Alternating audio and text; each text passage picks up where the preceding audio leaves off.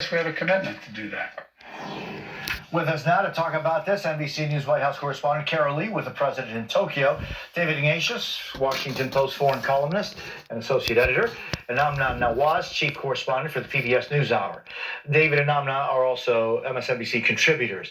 Carol, let me start with you. The White House is trying to clarify the president's latest comments on Taiwan. What are they now saying?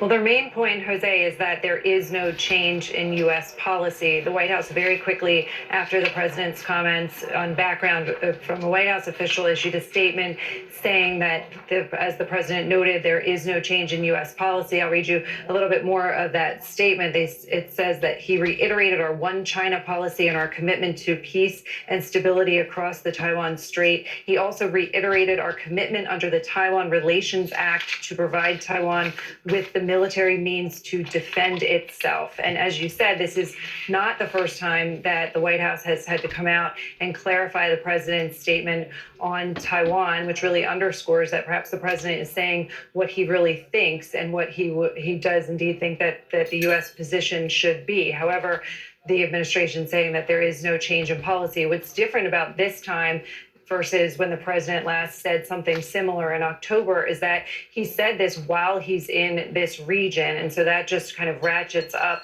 a little bit the tensions, and there's already a lot of tensions over this issue in this region. And it puts a spotlight on an issue in a way that the White House really didn't want to be. They were focusing on a lot of other things, the president's economic agenda, and now it's all being overshadowed by this particular statement. And David, I mean, the White House says this is not a policy shift. Clearly, sending U.S. troops into Taiwan, if it were to be invaded, is not part of the Taiwan Relations Act of 1979. Has something changed? Certainly, sending troops in is not part of our publicly stated policy. Our policy has been to be ambiguous. Strategic ambiguity is the phrase about what we would actually do. The Chinese, for years, have assumed, according to U.S. intelligence reports, that the U.S. would send in troops. So they've expected that there'd be American military commitment. And interestingly, in the aftermath of the Ukraine invasion, some strategists in and out of the administration have worried that the Chinese would see our non-intervention in Ukraine as a sign that we wouldn't, in fact, come to Taiwan's assistance. So maybe there is an attempt to shore up ambiguity on the Chinese side, to show when the president says we're going to come to Taiwan's defense, that reaffirms what the Chinese have been expecting.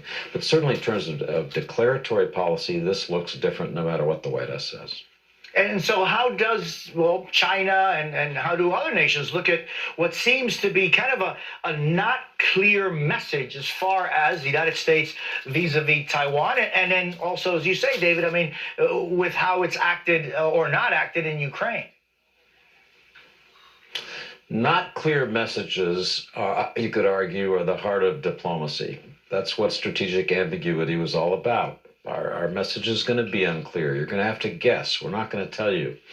So you could argue that this back and forth, which happened before with Biden, introduces precisely the ambiguity that we want. I do think in this period where the Russians have been threatening the use of nuclear weapons, the United States keeps reiterating, we're not going to get into this war. We don't want a war with Russia.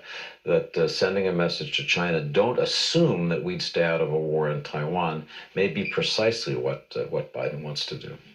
Interesting. So how do you think this has an impact, specifically, as Carol Lee was telling us, because the president is on this trip to Asia, what this message or muddled message, whatever we call it, is having impact on what he's trying to accomplish during this trip? Jose, I think both points that we've heard from Carol and David are absolutely crucial. The context here, both that he is there on this trip, but also the fact that we're talking amid Russian aggression in Ukraine. And any U.S. and Western official you've talked to over the last 3 months now of that war has specifically cited, this is not just about defending Ukraine. This is about sending a message to other nations like China about how the rest of the world would respond to acts of unprovoked aggression. But Carol's also right that this has totally overshadowed the mission mission of the president right now in that region. He's there, of course, to launch what's essentially the most substantive effort when it comes to economic work in the region for the last 5 or 6 years at least, the launch of this Indo-Pacific economic framework. And, the White House officials have been briefing reporters on what this is expected to be, the impact it's expected to be. 13 nations, talking about something like 40% of the global GDP is at play here. It is essentially a framework. There are not binding agreements and specifics as part of this, but White House officials tell us they want negotiations to come after this. This is as much about setting up the kind of framework and infrastructure for future negotiations and agreements as anything else. It's not nearly as sweeping as the previous agreement in the region, the TPP that the Obama administration had negotiated, failed to get congressional support, and then, of course, President Trump pulled the U.S. out of. But it is this administration's first substantive foray into the region for economic purposes, which, of course, also have an impact on security in the region and the broader world as well. So this message from the president is really being overshadowed by these other comments. But as has been reported, White House officials say no change to the policy. The president didn't change anything with those words, but I think a lot of people are going to be reading between the lines on what he says for a while. Yeah, and I mean, it wasn't that, it was pretty clear cut. I mean, it was a very succinct, direct question. His answer was yes. And then they kind of followed up on it. And he said, that's what we have in our agreement. Carol, talk to us a little bit about this major economic, agreement or deal between the U.S. and a dozen Asia Pacific nations that are so important for the Biden administration.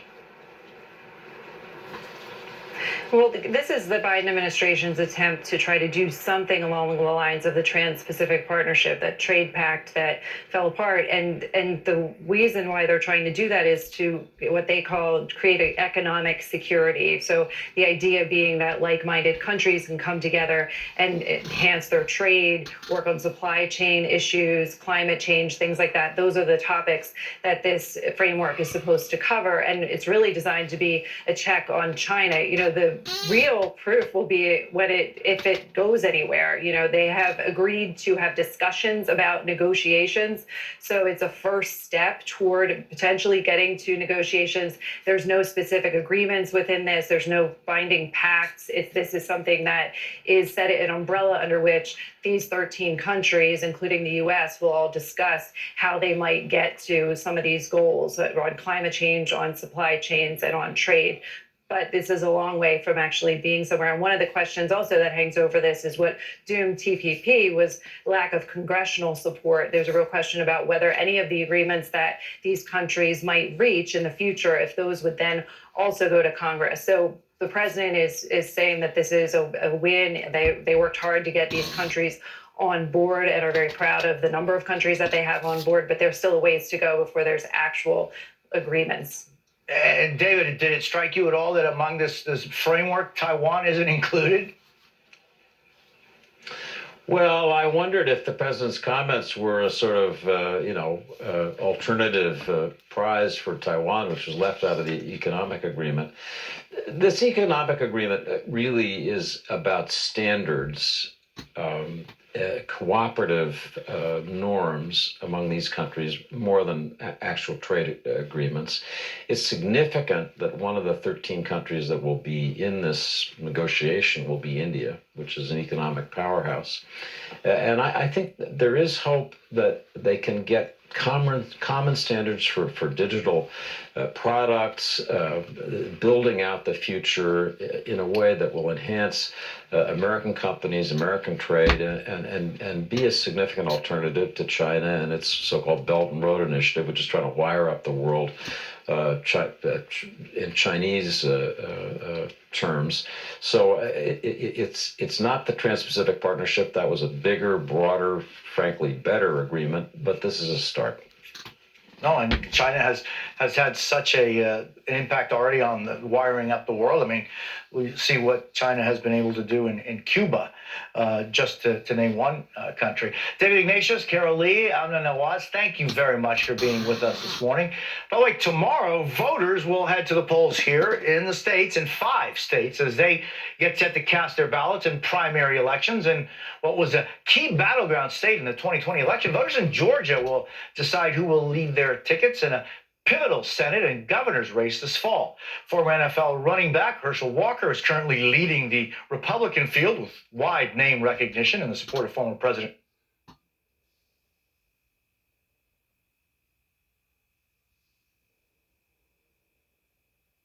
It's not that these things aren't important. It's just the fact that I'd rather not touch on these issues right now, because there's other things that's going on. I mean, there's a disease. It's some sort of I don't forget now what they call it. It's breaking out all over the world. There's other issues that we need to discuss. It's, to me, more crucial than talking about local elections. Women and children desperate to flee to safety. Another crippling inflation report. President Biden just told Ukraine that more help is on the way. It's happening here on the ground.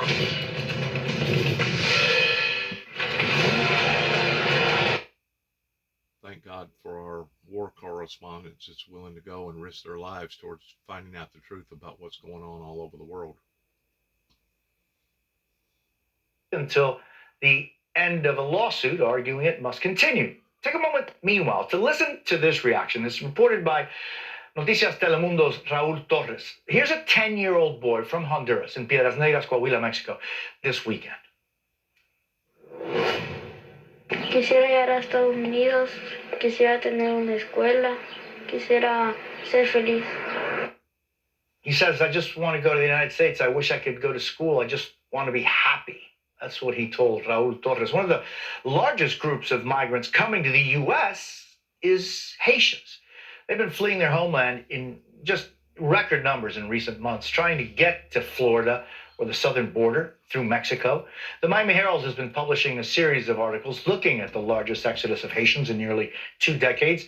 With us now, Miami Herald Caribbean correspondent Jacqueline Charles, who wrote those articles in partnership with the Pulitzer Center on Crisis Reporting. Jacqueline, thank you so much for being with us. We're seeing a change now in the migration and the attempts at reaching the United States by Haitians. Yes, after years of having Haitians go to the U.S. southern border, we're now seeing them trying to get to Florida or Puerto Rico. They're just trying to get to U.S. soil. They're actually leaving the island of Hispaniola, which Haiti shares with the Dominican Republic. And right now we have over 5,000 Haitians since October who have been stopped by the U.S. Coast Guard, returned back to the island. But we also have over 1,400 who have. You know, people don't realize the seriousness of this. You know, you got people that's willing to risk their lives in trying to create or engulf up onto a new life. And it's very obvious that these other countries have failed. They have failed to provide good, safe, independent, self-sustainable atmospheres for their own people. And because of whatever's going on there, and I'm sure probably 99% of it's probably drug related, whatever's going on there has caused this massive immigration towards people wanting to come to the United States, because they know that, or they believe that they know that we're more civilized and things is handled in more of a civilized tone or in a civilized way. This falls back in what I've said before. If the things 30 plus years ago would have been handled differently, we'd be getting a different response instead of us getting a bad response. Violence, it's broken out everywhere. It's so sad. Del Rio, which was in September, over 2,000 have been returned back to Haiti under Title 42. And once they've arrived, some of them are trying to get back to Mexico, to Chile, to Brazil, because they realize that the country is just unlivable. As one man told me, a young man who attempted to come to the U.S., he said, we're already dead. We're just not buried yet. Jacqueline, what is it that has struck you the most about this new way of Haitians trying to reach a better life? You know, in order to get to the Northwest, we had to charter a plane, a three-seater, land on a road because there's no airport. The people there are completely landlocked, and yet people are coming from all over Haiti, risking their life, risking getting kidnapped, risking getting killed in order to take a boat to risk their lives. It's the push factors, you know, the fact that the country today just doesn't offer anything for them, that they just don't see a future, they don't see tomorrow. I mean, that's what's different about this migration crisis today, is that the push factors are. Well, that's also the reason why that our young people over here in America are taking their lives, because they don't see a future for themselves neither, because of the way that the politicians previous to this era has failed, giving away all our jobs, couldn't compete on a global scale. It is a failure all the way around, not just over in countries like Haiti and Cuba and other areas, but it's a failure all the way around. It is so immensely sad. NBC's Guad Venegas. He is live from Tapachula in the southeast of Mexico. Guad, good morning. Talk to us about the crisis, the humanitarian crisis that you're seeing there where you are. Jose, so behind me, there's hundreds of migrants that have recently crossed into Mexico from Guatemala. The migrants keep crossing. They're here trying to get refugee status in Mexico, hoping that they won't be deported back to Central America. So what we're seeing here is migrants that arrive misled by social media posts that make them think that the border has opened to all migrants trying to arrive at the U.S.-Mexico border. Look at that. That is a long, treacherous way to go for a group of people that feels like that the ground has shifted underneath them towards all the drug cultures and all the violence, that are willing to take that chance towards taking that trip by foot, which I'm assuming is probably, I want to say 3,000 miles. I may be wrong there, but it speaks volumes about what is happening in other countries, just like it speaks volumes about the suicide rate being so high here in America. It speaks volumes about the failures of the generations before us pertaining to the boomers that now are surfacing all over the world. It is really so horrendous. I really don't have words to say how heartbroken that I am of watching and seeing all this. This is, I thought it was bad during the COVID episode when people was dying up in New York and other big cities and all over the world, where people was being exposed to this COVID disease and people was dying the way that they was dying. I knew that was a very, very sad, horrendous episode that I was witnessing, historically speaking. But now, to add insult to misery, we're seeing the consequences that's even intensifying on this level. That basically is the aftermath of the COVID, I believe, that has strained various people's lives and strained various systems to the point that now it's exploding all over the world. All over the world. It is so horrendous. Yesterday, talking to migrants at shelters, some of them that had just arrived and were sitting outside hoping to find a place to sleep. And 99% of the ones that I spoke to told me they understand there's been some type of change at the U.S.-Mexico border, but they think that change has made things easier for them to arrive. And I'm going to show you part of a conversation I had with a woman who pulled out her phone yesterday and showed me why she thinks things are easier. A ver, ese es un video hace 3 horas. ¿Lo puedes mostrar para que se vea en la cámara? So this is a video. She just watched the video 3 hours ago. This was published on Facebook, and she's seen migrants that are now crossing the border. This is how they learned what's happening at the border. See? How many people have smartphone technology? 3-point-something billion people on the planet? Billion? That's another entity that is contributing to the chaos that's happening all over the world right now, that obviously whoever created the smartphone technology, Facebook, YouTube, whatever, Twitter, whoever, has not harnessed the differences in phony, fake information versus true information. And as long as we're going to have Facebook or whatever social media platforms out there that are going to be willing to put out this type of information that's false, that's going to lead into deceiving a great deal of people, you're going to have these type of immigrant problems where people is convinced that the borders is open and that life is going to be much, much better once they enter into the United States. So in reality, looking at it from that perspective,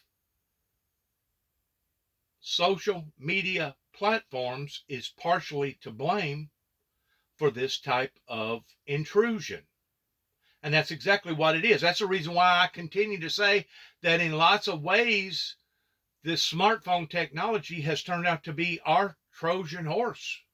We thought it was a gift, but instead of it being a gift, it's turned out to be a curse. You know, back whenever I was going to school, there's always been bullies. There's always been girls that wanted to dominate other girls' lives. And you got some of the most cruelest, coldest, inhumane, calloused events that goes on in grammar school and high school that probably ever was, and probably even in some colleges. But whenever I was going to school, whenever you got through at the end of the day and the bell rung, you forgot about all that junk. You forgot about how Jimmy treated Pam. You forgot about how that one got angry and throwed food all over the other one. You forgot about how somebody stole into somebody's locker and caused chaos for a 10 or 15 minute interval. Today, those kids don't get a break from that. You know why? Because whenever they go home, that telephone goes home with them, and that information that they had to go through that day, they have to live it again and again and again and again. They have to relive it again, and they never get a break. They never get a break from the peer pressures that they was going through as children. And guess what? A lot of them can't handle it. And because they can't handle it, what do? They commit suicide. They take their own lives. They cannot handle the pressures pertaining to the modernization of society today, because their brains, their bodies, their minds was not equipped for all this. And now suddenly it's been dumped off into the majority of our laps, especially the elderly, older society, to the point that overnight we had to become telephone technicians. We had to become operating device professionals, to the point of, oh, you tap it once, it does this. You tap it twice, it does this. You take your fingers and you open it up or you close it up. You got to be able to figure out, well, what what app should I have, and in having that app, is there ways that I can perform the app to where the app will even be better, or is it that because I have this app on my phone, I'm now going to get telephone calls, and my telephone's going to go off at all hours of the night, and all kinds of other things is going to happen.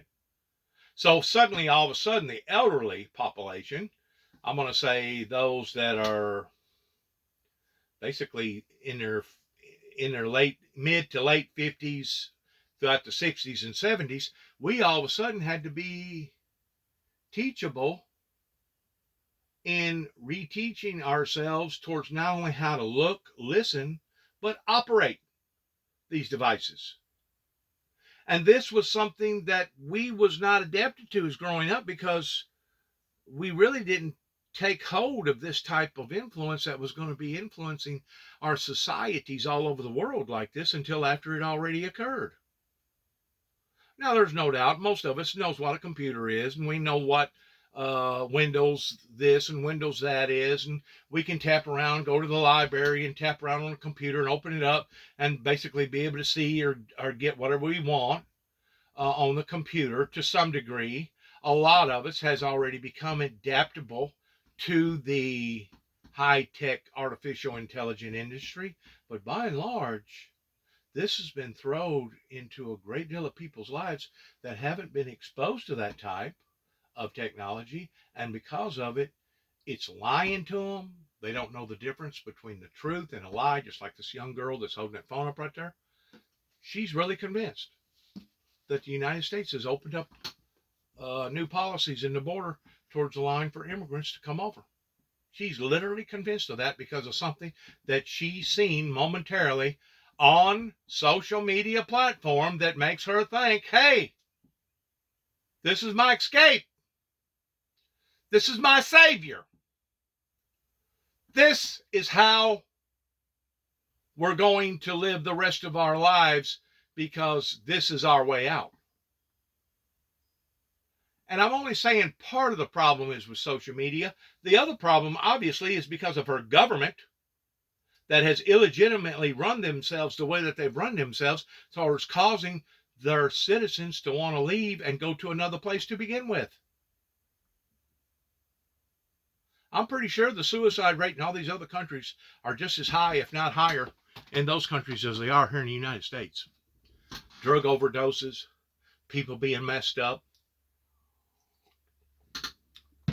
deformed children being born, retarded children being born, children with bad mental challenges, deformities being born. I'm pretty sure that society, or those societies over in those countries are just as bad, if not worse than what we are. Once more, why?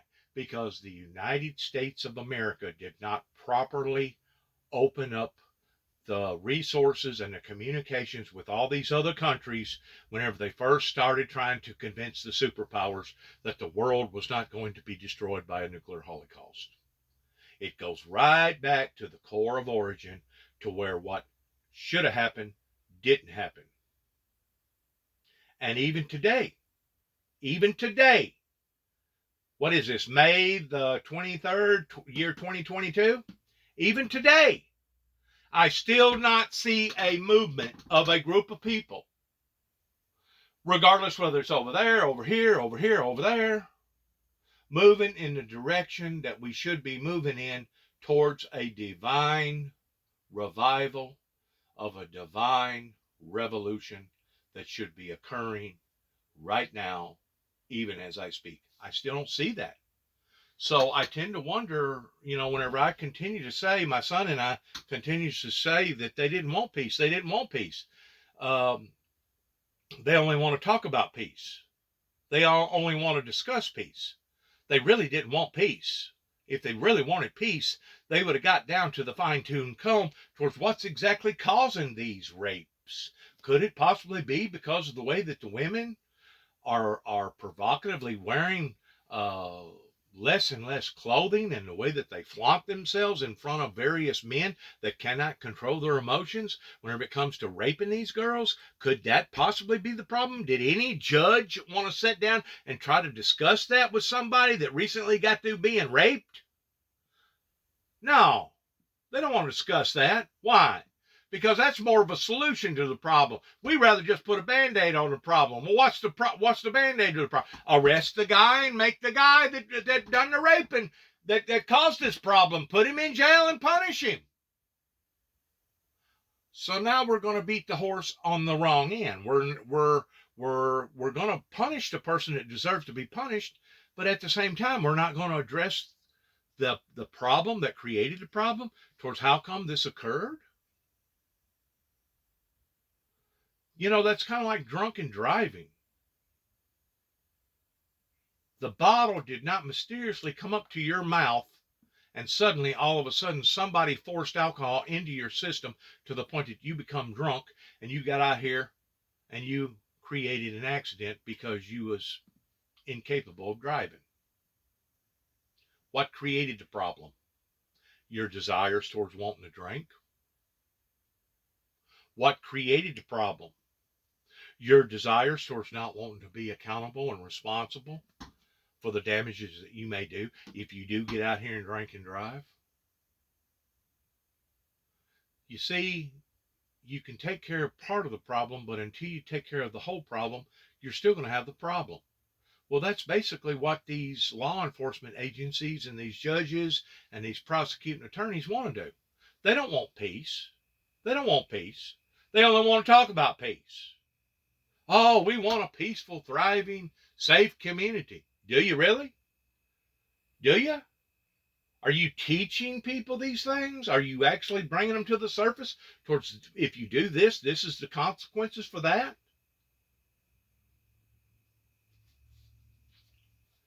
One thing that I took notice of while I was down in Florida, the last time I was in Florida, which was 2013, just about the time that I got allotted my disability. One thing that I noticed that Florida was doing to their senior citizens, they was offering free programs for anybody that wanted to engage in how to operate a smartphone. They not only was offering free GEDs, but they was offering elderly people at that time having classes set up to where you could engage into them, and they would teach you the proper steps towards how to operate a telephone. Because I guess out of all the senior citizens that goes to Florida and lives out their remaining lives, whenever the phone first come out, the smartphone first come out, I think it was in, what was it, in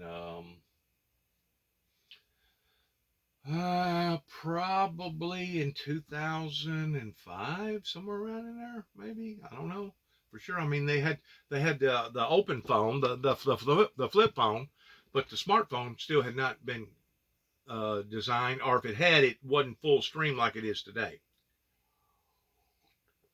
But somebody down in Florida figured out that this is a very, very cruel thing that we have brought upon to our senior citizens. And because of it, they started progressing towards making classes available for these people that if they wanted to learn this type of technology, come and we'll teach you.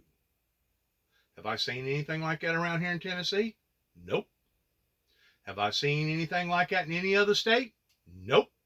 And I've been to almost all of them. And I'm not saying that they don't exist, because there may be a few of them out there that do, but by and large, Florida was so full of senior citizens, I think it really captivated the eyes of the Floridians that if they didn't do this, they were sure enough going to be behind.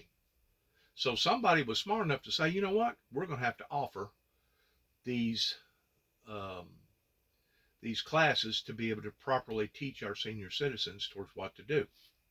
Now, on the other hand, by me saying all that, somebody is still not governing the false, fake, phony information that gets put out to people that's holding that phone right there towards young girls that for some reason believes that it's okay, that the system has changed, that the border is open and any and everybody can come over there at will. And I'm pretty sure this false information is being given to the people in Cuba, Honduras, all those other countries that we just got through witnessing on the TV. I'm pretty sure that that same fake, phony information that's being given to her is given to them too as well. So in actuality, what has this Trojan horse brought to our lives? In one way, it's been good.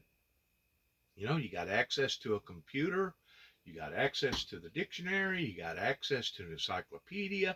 If you're really looking for some information, if you're not completely convinced of this answer, you can go to another organization or another college or another country and see what they got to say about the same subject matter. I mean, in that perspective, the social media platform is absolutely incredibly an ingenious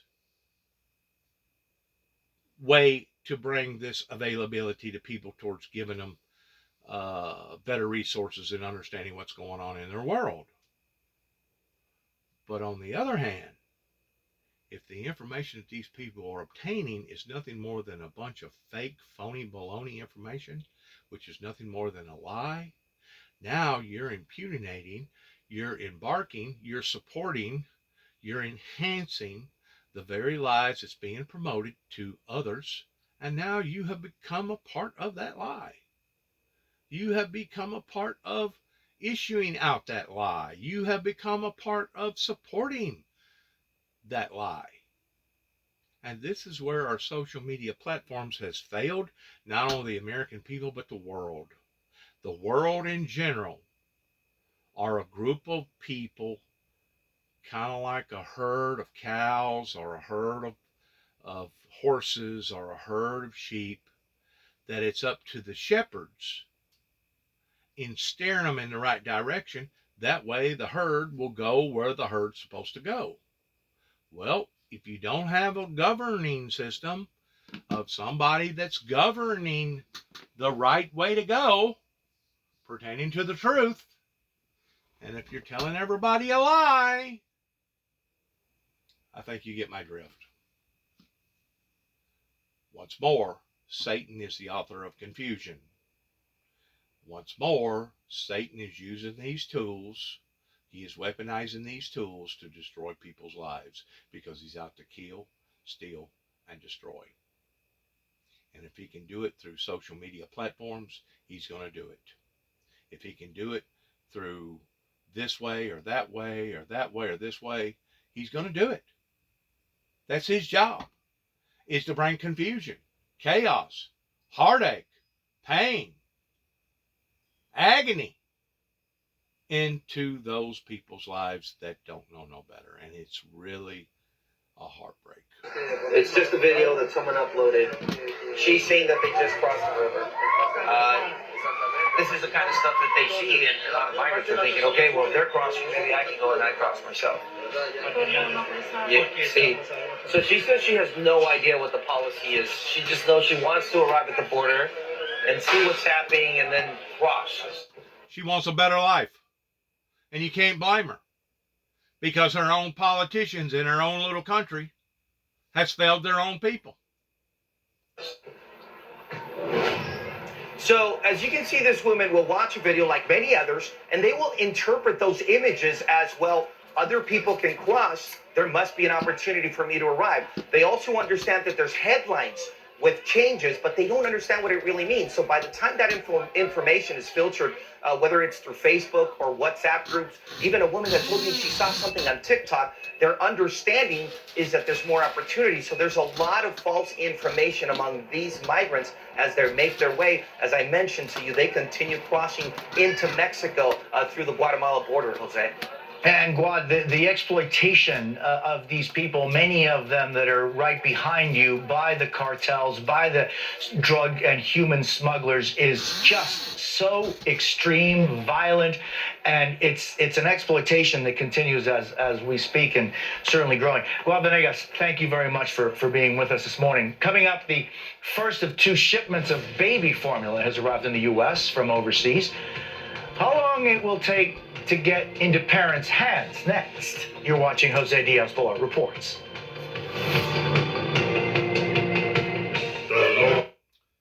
And once more, we've seen shortages of this, we've seen shortages of that. What's next? What's the next encounter that the world is going to have to be embraced upon towards what's going on? You think it could have anything to do with what the Bible's already done selected and told us about? And so I just don't think it rises to the level of the kind of concern that existed with COVID-19. Joining us now, Professor of Epidemiology for the UCLA School of Public Health, Anne Ramon. She is an expert on monkeypox, has been actually studying for 20 years in the Democratic Republic of Congo in Central Africa. Thank you for being with us. So talk to us, what exactly is monkeypox? Well, thanks for having me. Monkeypox is a viral disease. It's a viral zoonosis, in fact. So what that means is it's a virus that normally lives in an animal. And what happens is that somebody has contact with an animal who's infected, and then they get infected and then are able to transmit this to other people. So the name monkeypox, it's because it's primarily in monkeys, and so how does it go from monkeys or from animals to humans? Okay, well, you just brought up a good point. It's called monkeypox because it was first discovered in monkeys in the late 50s in a colony in Denmark that was being used for research. But it really actually is not, monkeys are not the reservoir species. It's actually rodents. It was just called monkeypox because it was discovered in monkeys first. And so it's a cousin of smallpox, which we eradicated from the planet in 1980. And as a result, when we eradicated smallpox from the planet, we stopped vaccinating. And so as a result, now the world is now susceptible to other diseases that are similar to smallpox, like monkeypox. So because the world is now susceptible to monkeypox and other pox viruses, that's why we're seeing spread when it gets introduced into a population. So do you get coverage if you get smallpox vaccinated? Yes, in fact, so some of the early work that we did in DRC showed that that people who were vaccinated against smallpox even many decades ago still had protection against monkeypox. The thing is that when vaccination stopped here in the United States somewhere around 1971, now we really don't, most of us don't have any kind of immunity to it because we haven't been vaccinated. We don't have pox viruses circulating naturally here in the United States. It doesn't mean if you had a vaccine back, when you were a child, it doesn't mean that you would have full protection, but it would very likely prevent any kind of severe disease, hospitalizations, and deaths are not associated with this particular strain in high resource settings. I think that that's really important to note here. So we're hearing cases in Europe, so Spain, maybe South Florida, New York. How do we get it? And then how do we see that we've gotten it? Monkeypox is spread from person to person through close contact. You have to be in really close contact with somebody. It can be spread through respiratory droplets. It can be spread through contact with the lesions. Monkeypox, as you showed those pictures, there's a characteristic rash, and so those lesions are infectious. And so if you come in contact with those lesions, you can get it. It's also possible to get it in contact with bodily fluids or with materials, clothing, bedding, towels, objects that have been contaminated with monkeypox. It's a pretty stable virus, so it can survive outside the body for an extended period of time. So inanimate objects are definitely also a potential risk in terms of infection. It just seems like there's all kinds of ways to get it. I mean, if it's respiratory and then you also have these lesions, is there some way that we could protect ourselves? Well, I want to make it clear, this is not airborne the way that something like COVID is. I mean, you would need to be in close contact with somebody. And this is, from decades of research that we've seen this. If you have been to an event that you've, a lot of people have been to. I mean, this has been associated with some raves in Europe that we've seen transmission associated with these events that may have seeded other cases. These cases that we're seeing around the globe, that's something that you might want to watch and make sure that you don't end up feeling ill. If you feel ill, then you should contact your healthcare provider. But in general, for the general public, this is not something of grave concern. We need to be doing disease surveillance. We need to find the people who have been exposed. We need to do good case investigations, contact tracing. But what we know about monkeypox really tells us that this is something that we need to be thoughtful about. Public health communities need to be watching it. People who may have a suspicious rash may need to contact their health provider, isolate from other people. But this is not something that we're going to see very likely see widespread disease. Okay, so very quickly, I'm fascinated by this. So, because, when we see these pictures, you're like, whoa. In other words, if you see somebody like with those lesions, it's easy to kind of say, maybe I shouldn't be rubbing skin with them. But are all the people that get monkeypox like that, or could it be almost invisible? Well, that's a very good question, and we're still, it's certainly somebody who's in the early stages may be infectious, and we do need to do more research to understand if asymptomatic transmission is possible. But even under those circumstances, what we know about monkeypox, as we've seen it in Africa, is that it doesn't spread very easily to people. I think it's very important for people to understand the reason that there is a lot of alarm about this in the global community, a lot of discussion, is when we see a virus do something that it doesn't normally do, like spread in outside of Africa in multiple clusters, we get concerned. We need to understand it. It's very important to understand, has the epidemiology changed? Has the virus changed? Has it just gotten into a population that is susceptible and we're seeing spread? These are all the questions we need to understand, but it's not cause for concern from the general public. We just need to understand the situation. And thank you for helping us understand it the way you did, everyone. Thank you very much for being with us. Turning now to the baby formula shortage, the Biden administration says it is working around the clock to increase production of infant formula, announcing the first 2 Formula Defense Production Act authorizations this weekend as the first international shipments came in. Already, hospitals in South Carolina, Tennessee, and Georgia say children are hospitalized due to a lack of formula. NBC's Jolene Kent joins us with more. Joe, good morning. What's the latest on this crisis?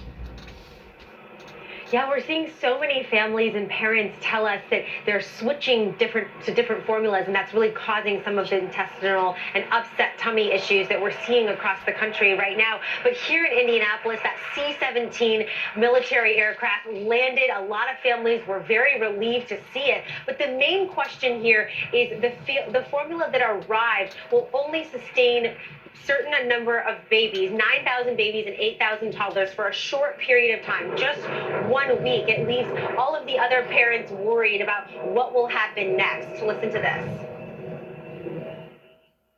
As the nation grapples with widespread formula shortages, this morning relief could be on the horizon. The first Operation Fly Formula aircraft touching down in Indianapolis on Sunday. Aboard the C-17, more than 70,000 pounds of hypoallergenic alpha-amino infant and junior formulas, unloaded after its journey from Ramstein Air Base in Germany. This shipment provides enough formula to take care of 9,000 babies and 18,000 toddlers. The precious cargo is destined for babies and kids with cow's milk allergies. Now at least we can breathe a little bit.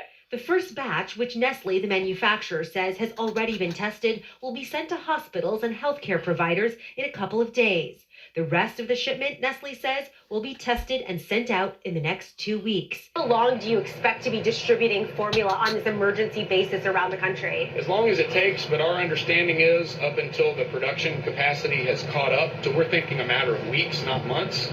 The much-needed supply arriving just as New York City declared a state of emergency over the formula shortage. And the CEO of the shuttered Abbott formula plant apologized in a Washington Post op-ed, saying, "We're sorry to every family we've let down since our voluntary recall." Mom Alexandra Moskowitz has 1 week of formula left for her baby son Dylan, who has a cow's milk allergy. It's definitely a sense of anger or betrayal that we feel, because if the government was aware of this, we kind of should have been more proactive in getting our hands on the formula before the shortage got to this point. Did the U.S. government drop the ball here?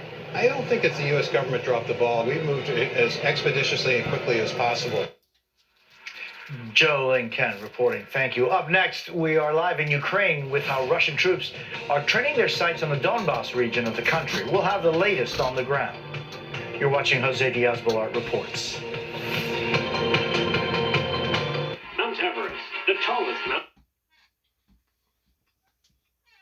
Whenever it comes to challenges in the 21st century,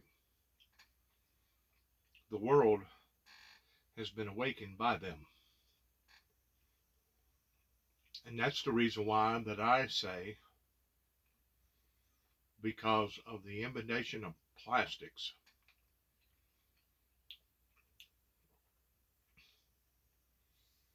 that has substituted glass and other things that products used to come in, has basically contaminated this world to the point that even now we're seeing massive plumes of plastic that come together in the ocean that are basically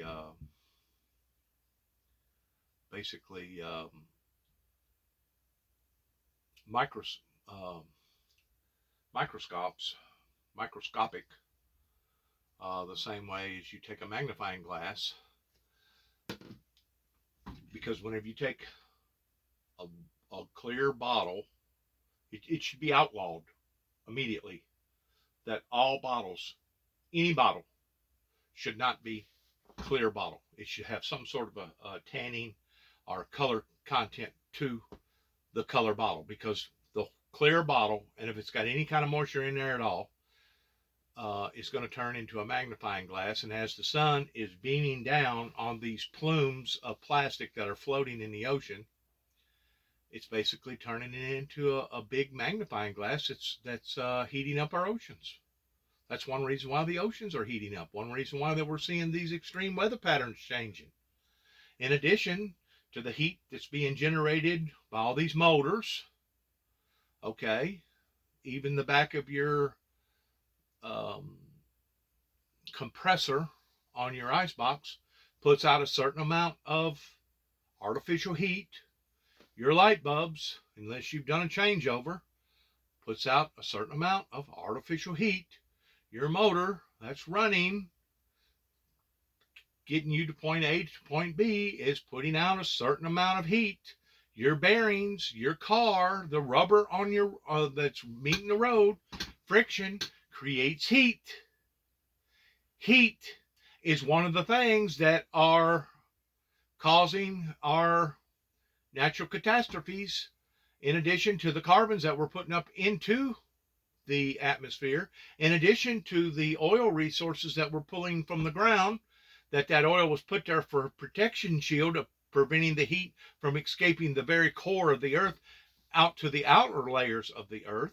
I could go on and on and on embracing the problems that we're facing, that now we have become awakened to.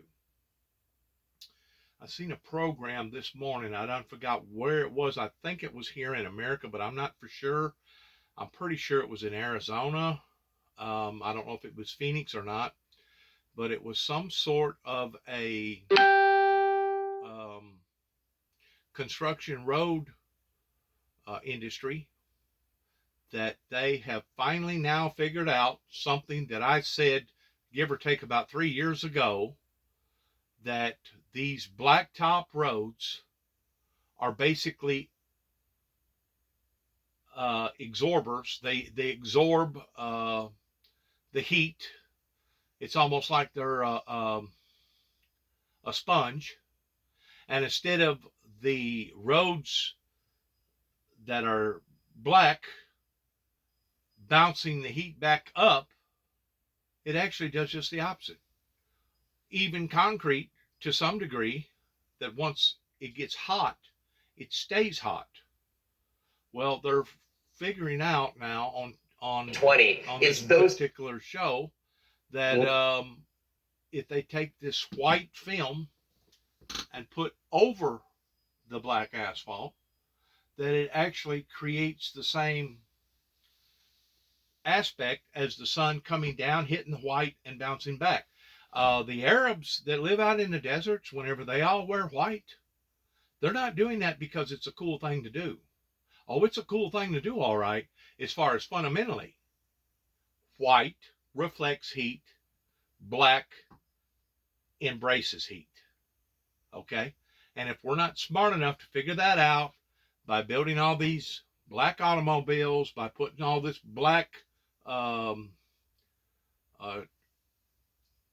shingling on all these houses, making all these black top highways, if we're not smart enough to identify what is absorbing the heat the way that it is, just like a sponge, then we're not going to never, ever get out of this problem that we're seeing right now towards the melting of the icebergs.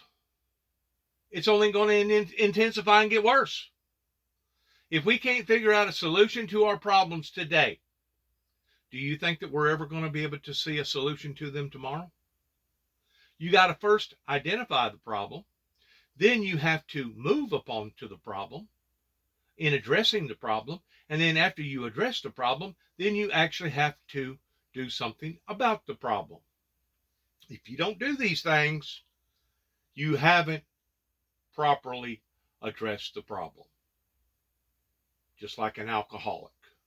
An alcoholic has to first accept the fact that he or she is in fact an alcoholic, or somebody that's hooked, addicted to drugs. You have to first acknowledge the fact that you got a problem and you need to work on that problem. You need to address that problem. Now, how are you going to address the problem? Well, that's going to be up to society, obviously, in the next 20 years towards whether or not we get further, deeper into this crisisness with all these other problems that's going on, not just with Ukraine's, but with our children and with diseases and the highway system that's darkened to the point that it ain't nothing but a sponge, including our roofs on our houses. Are we going to do something about these problems? If we're not going to do nothing about the problem, we probably need to just shut up and not even address the problem. Because the problem is going to intensify. The problem is even going to become more of a problem. Like I said, all this artificial heat with all these gizmos and gadgets that we have built, beginning with the turn of the century, I guess since the Civil War era. You know, I didn't know this until I got to looking at it, that baby formula has been here since basically the ending of the Civil War period here in America. I didn't know that. I figured that it was something that recently got created maybe in the 20th century. But according to that, in the 19th century, they already had baby formula that they was given to various children that I guess was fortunate enough to be exposed to it or could afford it. One problem initiates another problem. Another problem initiates another problem. Once more, the things that the Russians are doing to the Ukrainian people is not a solution to the problem, but rather intensifying the problem. They're using up more fuel. They're blowing up people's lives. They're bringing in all kinds of equipment that creates all this unnecessary artificial heat. And instead of the icebergs beginning to start refreezing, all we're going to do is see the icebergs continue to melt. Now, it's time that we got out of this, perverted, retarded stupor, and it's time that we as a society opened up our eyes and started trying to figure out solutions to the problems rather than be the problem.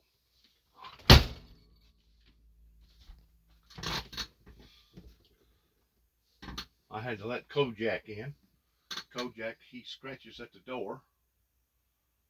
Kojak has got his arm tangled up for the first time. Come here, Kojak. Come here. What have you done? What have you done? Come here. Come here. Let me see what you've done. Come on. Come on over here. Come on. Come on. Come on, Kojak. You've done something. What have you done? What in the world have you done, boy? Okay. You had your foot in your collar and you couldn't get it out. Well, now it's out. Hang on. Hang on now. I'm done freed you. Hang on. You hang on right here, Kojak. I call him Kojak. I could have just called him Jack. Jack the Smack. I got a flea collar on him. You're out here in the country, if you don't put flea collars on these animals, they get infested with all kinds of bugs. And that's another reason why I got guineas, is that the guineas can help eat the bugs and the ticks. Now you're good to go. Now you're good to go, Kojak. All right, let's see what's going on here. It looks like I've gone about as far as I can go here with this, so I'm going to turn this off.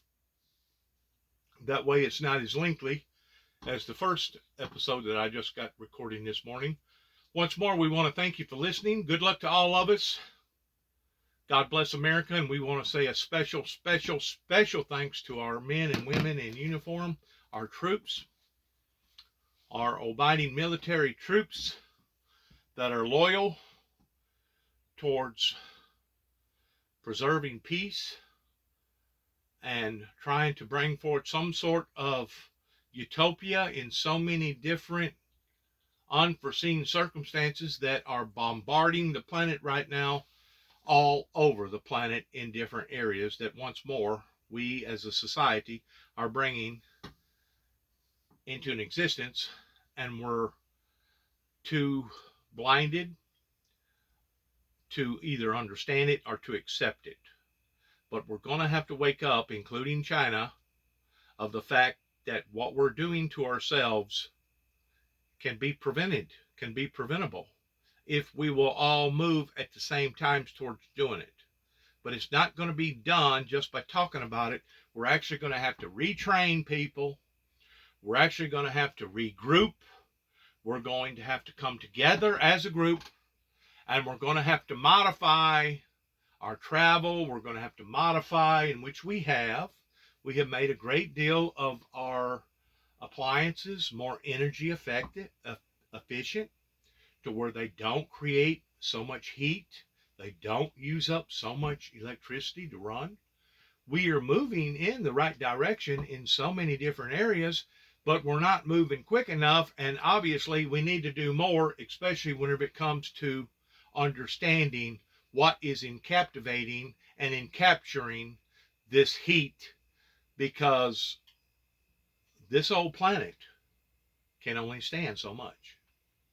And once we go over that threshold, that's whenever I believe that God will throw in the towel and say, okay, enough is enough. They're at the point of no return. There ain't no escaping towards the inedible doom that they have brought upon to themselves. And at that point in time is whenever I think God the Father will enact the great tribulation.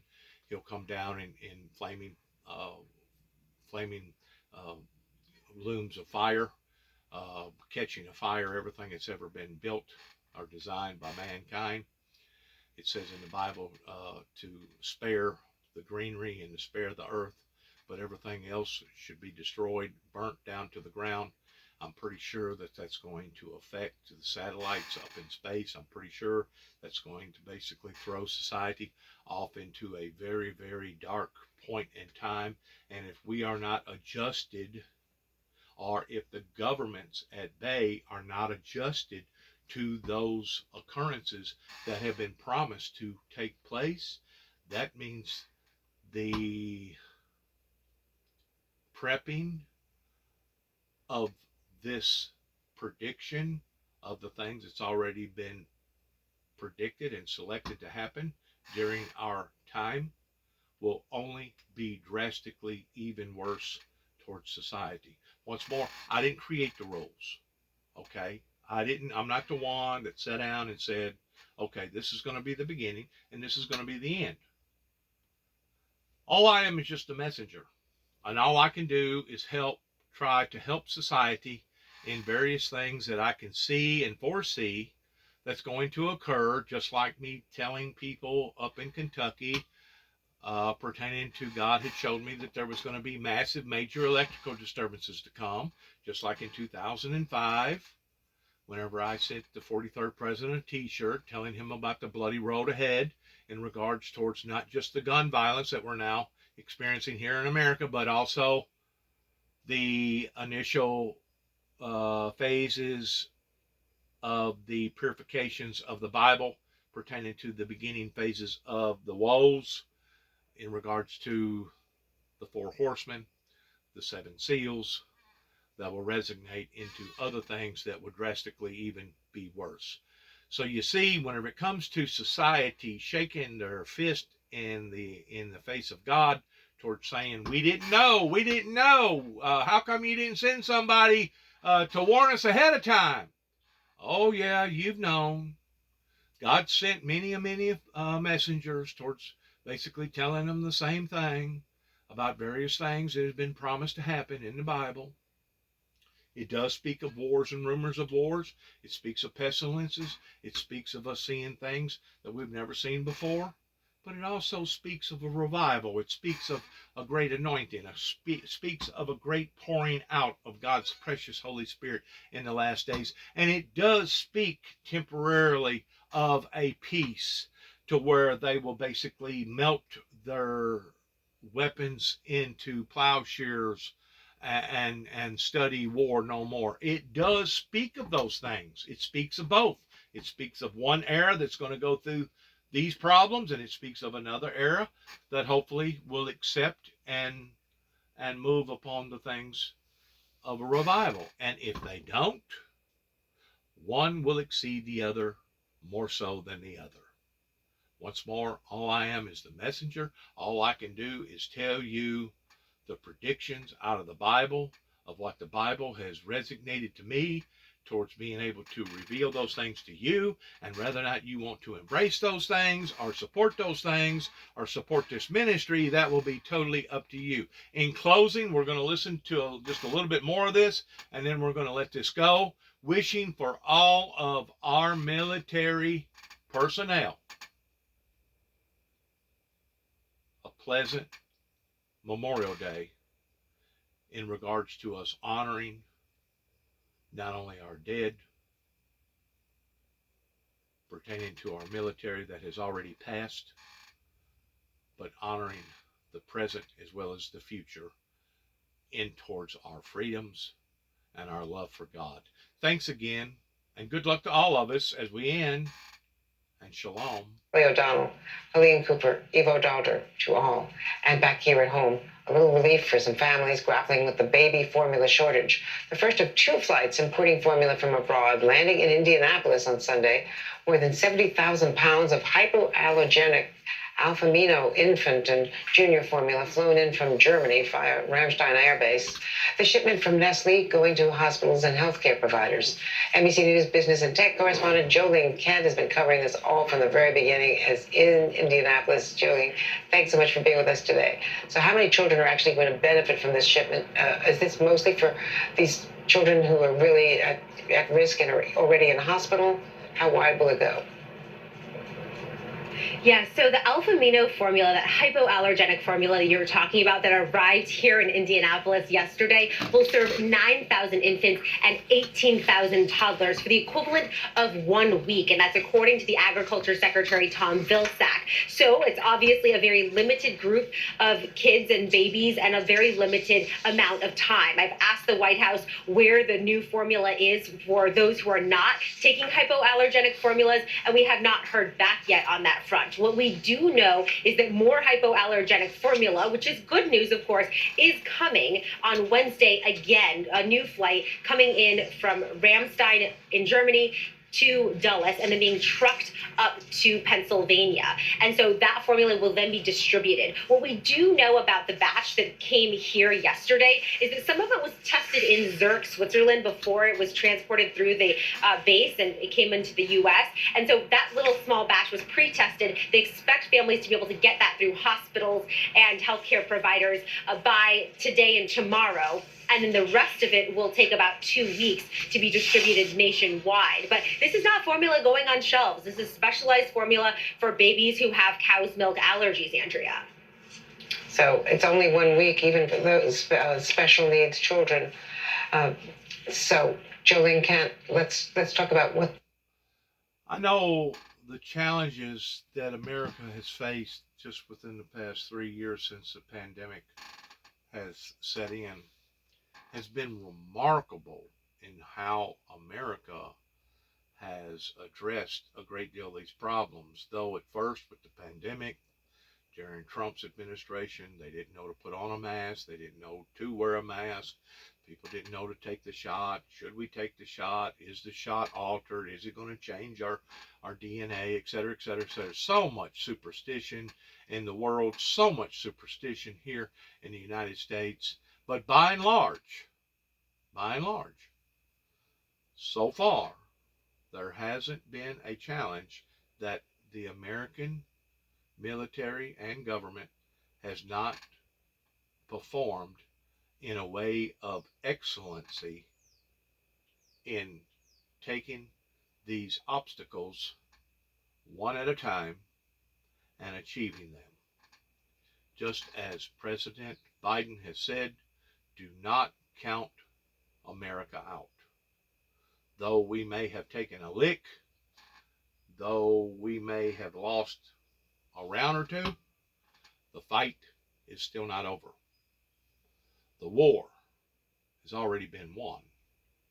We just have to stay embodied to that in which what we know will protect us and give us the insight towards a better, prosperous, peaceful tomorrow. And I know that sounds extremely hard right now for people to listen to this and believe this, but according to the Word of God, there is a promise that there will be a tomorrow, and there's a promise that one day all this suffering, all the tears, all the pain, all the anguish will go away, and that God will recreate a new heaven and a new earth. And in that, we will live forever and ever and no longer have to suffer the sufferings of the human flesh. Shalom. And good luck to all of us. Here, Richard. Where are you? So we are now in central Donbass, and if you look at a battle map, the center of the fighting has shifted out to this part